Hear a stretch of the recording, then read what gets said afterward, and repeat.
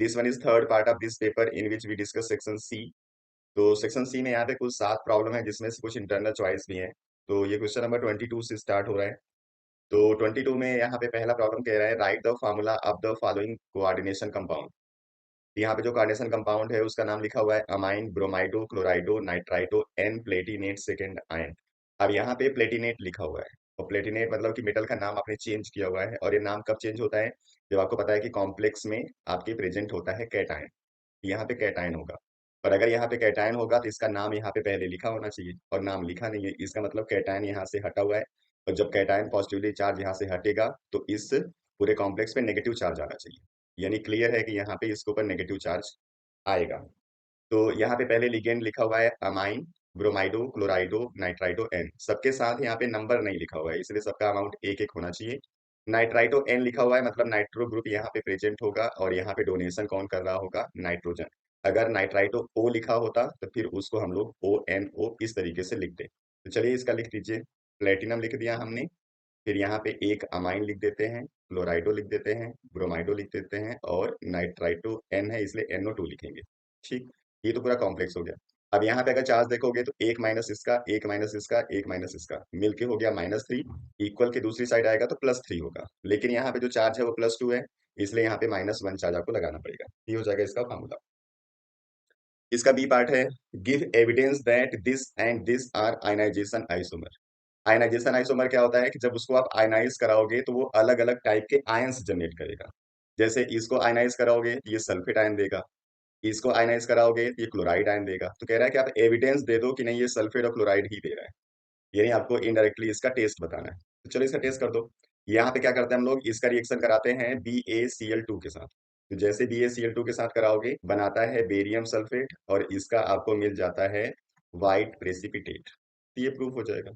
Same ऐसे ही इस वाले का रिएक्शन जब कराओगे आप सिल्वर नाइट्रेट से, तो AgNO3 से रिएक्शन कराने के बाद ये AgCl के साथ बाइंड होके AgCl का देता है येलो प्रेसिपिटेट।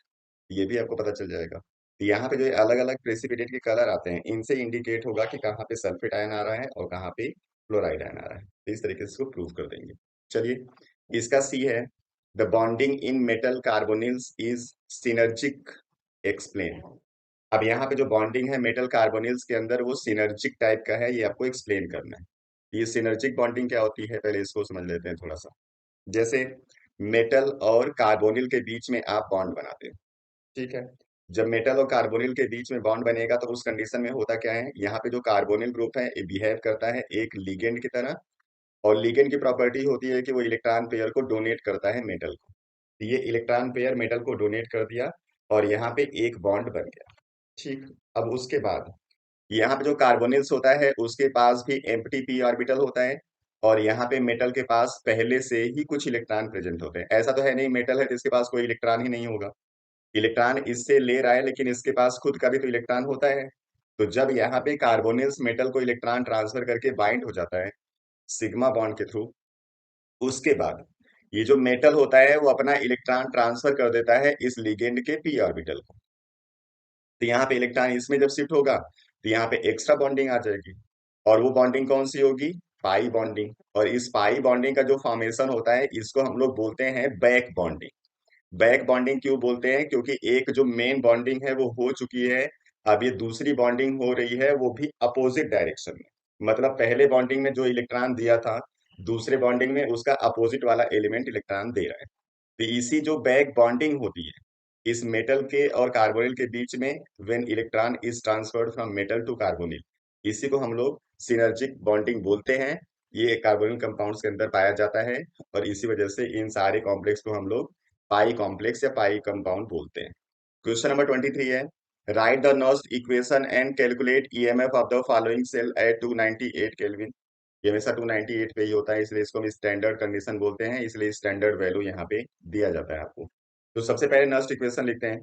तो नस्ट इक्वेशन में आप लिखते हो E cell equal to E naught cell minus 0.0591 by n log concentration of anode. और कंसंट्रेशन यहाँ पे एनोड का कौन होगा? मैग्नीशियम। तो आप लिख सकते हो कंसंट्रेशन ऑफ मैग्नीशियम 2+।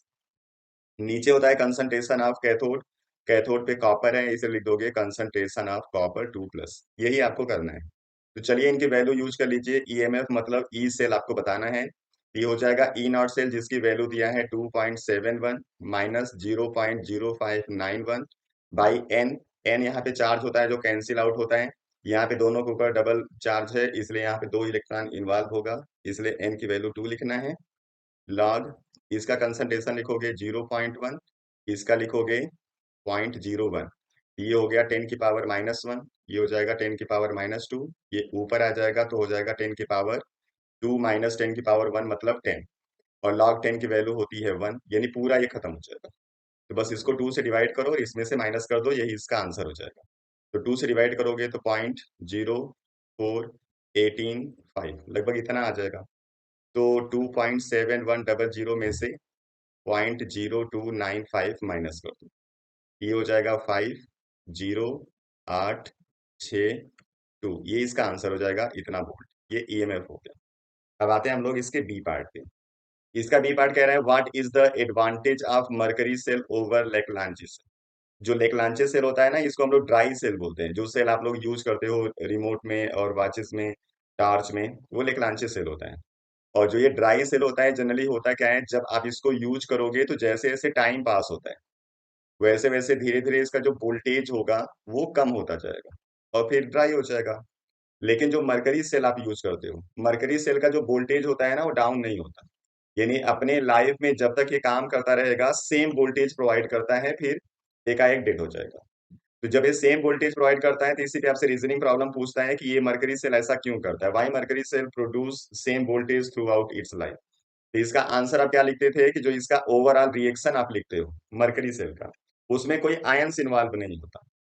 और जब आयंस इन्वॉल्व नहीं होगा तो वहां पे क्या होगा, जो केमिकल रिएक्शंस होते हैं उसमें जनरली आयंस इन्वॉल्व होते हैं और आयंस का अमाउंट चेंज होता है टाइम के साथ साथ, इसलिए वोल्टेज चेंज होता है। तो जब आयन इन्वॉल्व ही नहीं होगा तो वहां पे उसके चेंज होने का कोई सवाल नहीं आता है, इसलिए उसका voltage throughout the whole life same रहता है। तो यहाँ पे एडवांटेज में लिख सकते हो आप कि mercury cell throughout the whole life same voltage provide करता है, और ड्राई सेल का जो वोल्टेज होता है वो टाइम के साथ। चलिए question number 24, complete the following reaction. यहाँ पे 3 रिएक्शन है जिनको कंप्लीट करना है, जिसमें पहला आपके पास एक कीटोन है जिसके साथ ईस्टर ग्रुप भी लगा हुआ है और इसका रिएक्शन कराना है NaBH4 के साथ। तो जो सोडियम बोरोहाइड्राइड है ये एक रिड्यूसिंग एजेंट है, लेकिन प्रॉब्लम क्या है कि ये ईस्टर को रिड्यूस नहीं करता, इसलिए इसका इफेक्ट यहाँ पे नहीं होगा। लेकिन ये कीटोन को रिड्यूस कर देगा और इसको कन्वर्ट कर देता है एल्कोहल में, इसलिए जो इसका प्रोडक्ट आएगा उसमें इसको बनाना है एल्कोहल। बाकी यहाँ पे आपको कोई चेंज नहीं करना है, ये एज इट इज यहाँ पे लगा रहेगा। ये पहले का आंसर हो जाता है। दूसरे वाले में HI का रिएक्शन कराना है ईथर के साथ, और ईथर के साथ आप जानते हो कि यहाँ पे जो एल्काइल ग्रुप होते हैं उनके लेंथ के अकॉर्डिंग यहाँ पे रिएक्शन होता है।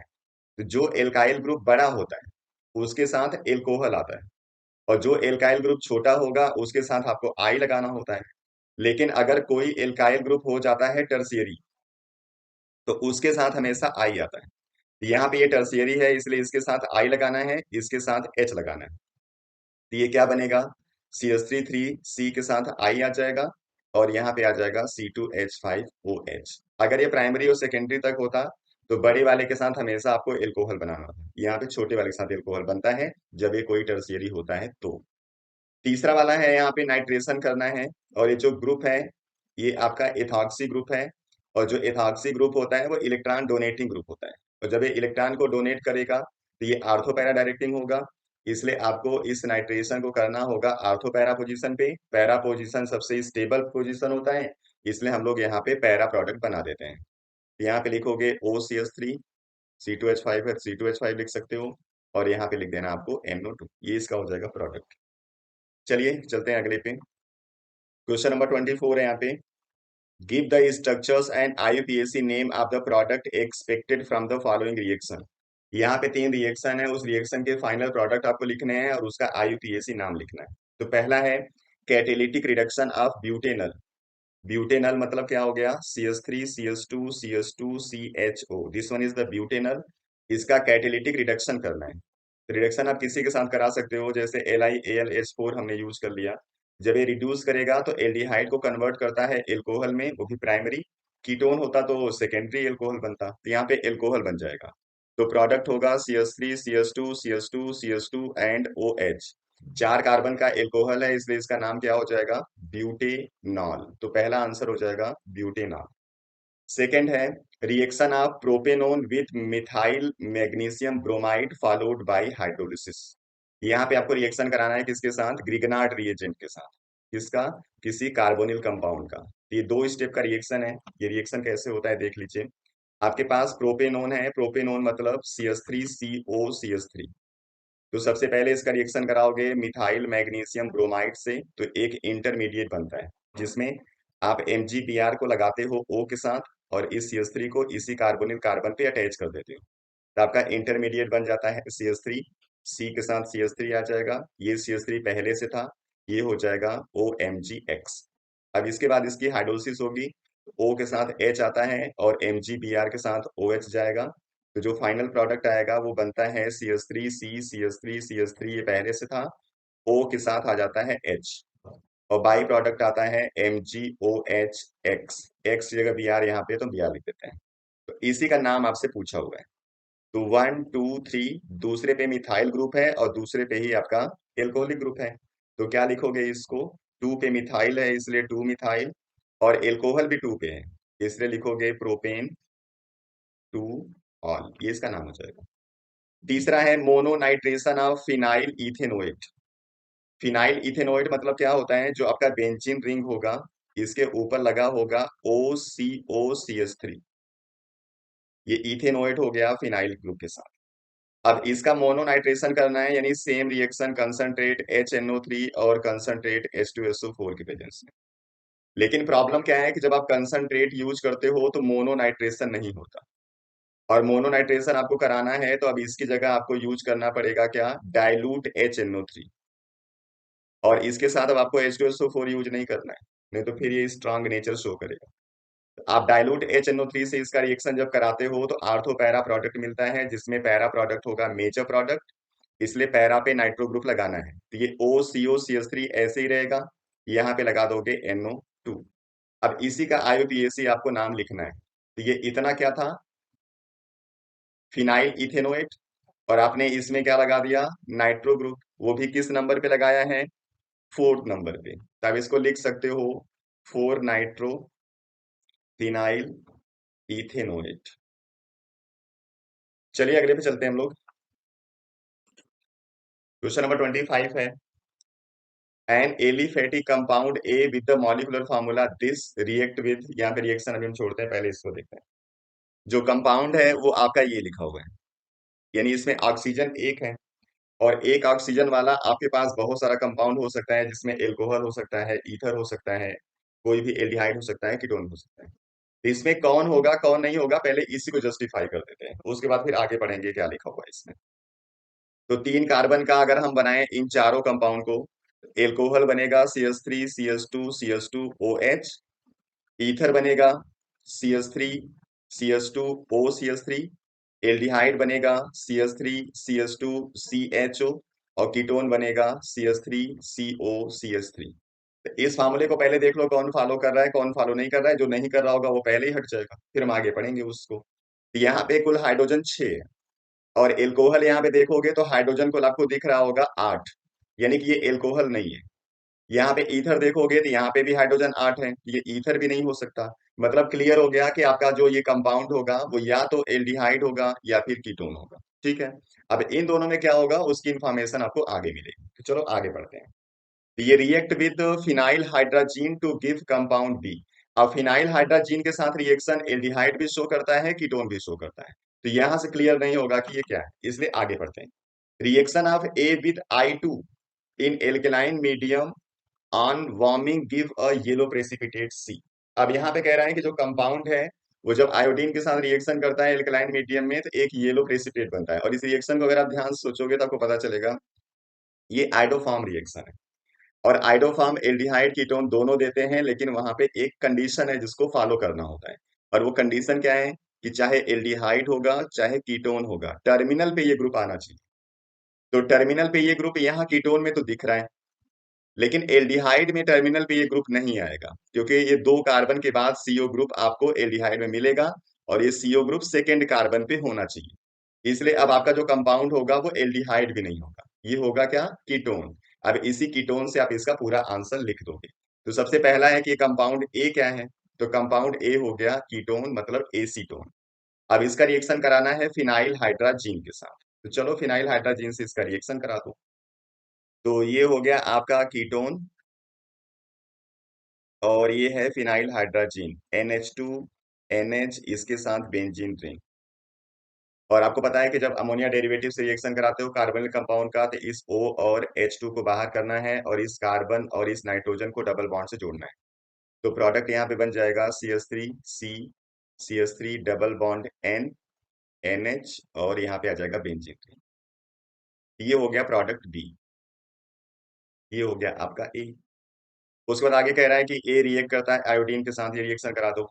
CH3CO CH3 का रिएक्शन कराना है I2 के साथ इन प्रेजेंस ऑफ KOH। ये क्या बनाता है इसके साथ, CH I3, और इसी को हम लोग क्या बोलते हैं, आइडोफॉर्म। ये आइडोफॉर्म बन जाएगा जो कि होगा कंपाउंड सी। ये तीनों का हो गया, ये तीनों का हो गया आइडेंटिफिकेशन, और ये हो गया उसका केमिकल रिएक्शन। चलिए question number 26। An optically active amino acid A can exist in three forms depending on the pH of the medium. If the molecular formula of A is this, तो यहाँ पे तीन आंसर आपको देने हैं। तो चलिए, अब आपको पता है कि जो अमीनो एसिड है उसके अंदर क्या होता है, COOH और NH2 ग्रुप दोनों प्रेजेंट होता है कुछ हाइड्रोकार्बन की चेन के साथ, और इसी वजह से यहाँ पे एक N भी आपको दिख रहा होगा और O2 मतलब दो O भी दिख रहा होगा। तो पहले इसको डिफरेंशिएट करते हैं। तो यहाँ पे लिख देते हैं हम लोग NH2, यहाँ पे C, और यहाँ पे लिख देते हैं COOH। और जब ऐसा आप कर दोगे तो उसके बाद यहाँ पे एक H रहेगा और आपको ग्रुप लगाना है।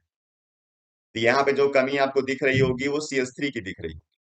तो यहाँ पे अगर CH3 मेंशन कर देते हो तो ये आपका जो फॉर्मूला होता है वो इसको फॉलो करने लगता है। यानी कि जो अमीनो एसिड है वो आपका ये, और इसको हम लोग बोलते क्या है, alanine. This one is the alanine. तो पहला बोला हुआ है write the structure of the compound A in aqueous medium, और इस आयन को कहते क्या है। तो जैसे किसी अमीनो एसिड को आप डाल देते हो वाटर में, तो ये क्या हो जाता है, अपना प्रोटॉन रिलीज करता है और इस प्रोटॉन को इसी का जो बेसिक ग्रुप होता है वो रिसीव कर लेता है, इसलिए कन्वर्ट हो जाएगा NH3 पॉजिटिव में, ये CH, ये COO नेगेटिव हो जाएगा, बाकी ग्रुप पे कोई इफेक्ट पड़ेगा नहीं, तो ये इसमें कन्वर्ट हो जाता है। और जब किसी कंपाउंड के अंदर पॉजिटिव नेगेटिव पार्ट एक साथ आ जाते हैं तो उसको हम लोग बोलते हैं ज्विटर आयन, यानी कन्वर्ट हो गया है किसमें, ज्विटर आयन में। तो इस आयन का नाम लिख दोगे ज्विटर आयन। ये पहला हो गया। दूसरा कह रहा है इज इट इसेंशियल और नॉन इसेंशियल। तो जो एलेनिन है ये हमारे बॉडी में बनता है, और जो चीज हमारे बॉडी में बनती है वो हमारे लिए क्या होता है, नॉन इसेंशियल, यानी इसको बाहर से लेने की जरूरत आपको नहीं पड़ती, तो लिख देना ये नॉन इसेंशियल है। तीसरा, what is a peptide bond. जब एक अमीनो एसिड का NH2 ग्रुप दूसरे अमीनो एसिड के COOH ग्रुप की तरफ आता है, ये दोनों एक दूसरे के साथ इंटरेक्ट करते हैं, और इंटरेक्ट करेंगे तो यहां से रिलीज कर देते हैं वाटर, जिस वाटर के रिलीज में एसिडिक ग्रुप का OH और इस अमाइन ग्रुप का H इन्वॉल्व होता है, और फिर ये दोनों बाइंड हो जाते हैं एक बॉन्ड के थ्रू, जिसमें दो अमीनो एसिड के बीच में जो बॉन्ड दिखेगा वो कुछ इस तरीके से दिखता है, इस तरीके से। इसी बॉन्ड को हम लोग बोलते हैं peptide bond. Means peptide bond is a type of linkage which is present in between two amino acids and bind these two amino acids together and form a chain of protein. तो बहुत सारे amino acid को अलग अलग sequence में और number में यही पेप्टाइड बॉन्ड क्या करता है, लिंक करता है, और आपको एक लंबी सी अमीनो एसिड की चेन मिल जाती है, उसी चेन को हम लोग प्रोटीन बोलते हैं। चलिए question number 27। Write the mechanism of dehydration of ethyl alcohol at 413 Kelvin। अब यहाँ पे जो डिहाइड्रेशन एल्कोहल का होता है दो अलग अलग टेम्परेचर पे होता है, एक 413 और एक 443। जब 443 केल्विन पे आप डिहाइड्रेशन करते हो तो आपको मिलता है एल्कीन, और जब 413 पे करते हो तो आपको मिलता है ईथर। तो यहाँ पे आपको ईथर फॉर्म करना है, उसी की मैकेनिज्म लिखनी है। तो चलिए, इसका जो पूरा रिएक्शन होता है वो तीन स्टेप में कंप्लीट होता है, जिसमें पहले स्टेप में क्या होगा, प्रोटोनेशन होता है। मतलब जो आपका एक मॉलिक्यूल एल्कोहल का होगा ये प्रोटॉन को रिसीव करता है और कन्वर्ट हो जाता है एक इंटरमीडिएट में, जिसमें यहाँ पे बन जाएगा वाटर, और ये इस तरीके से इस चेन के साथ बाइंड रहता है। ये हो गया फर्स्ट स्टेप। अब दूसरे स्टेप में क्या होगा, एक दूसरा एल्कोहल का मॉलिक्यूल बिहेव करता है एज अ न्यूक्लियोफाइल और यहाँ पे हो जाता है न्यूक्लियोफिलिक अटैक।